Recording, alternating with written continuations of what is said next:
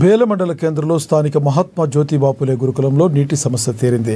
శుక్రవారం ట్రాన్స్ఫర్ చెడిపోవడం మూలంగా పాఠశాలలో విద్యుత్ సరఫరా నిలిచిపోయి 400 మంది విద్యార్థులు నీళ్ల కోసం అనేక తీవ్ర ఇబ్బందులు ఎదుర్కొన్నారు.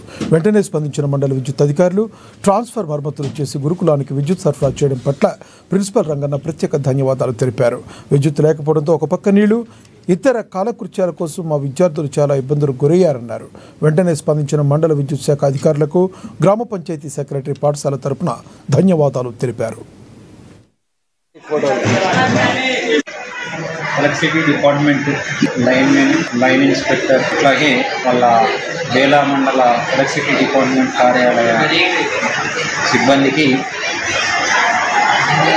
మహాత్మా జ్యోతిబా ఫులే పాఠశాల ప్రిన్సిపల్ మరియు ఉపాధ్యాయుల తరఫున కృతజ్ఞతలు తెలుపుతున్నాం.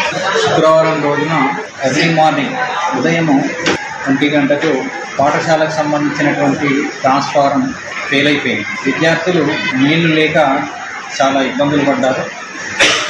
అదే సమయంలో గ్రామ పంచాయతీ కార్యదర్శి కూడా సహకరించి ట్యాంక్ వాటర్ పంపడం జరిగింది. వారికి కూడా కృతజ్ఞతలు తెలుపుతున్నాం.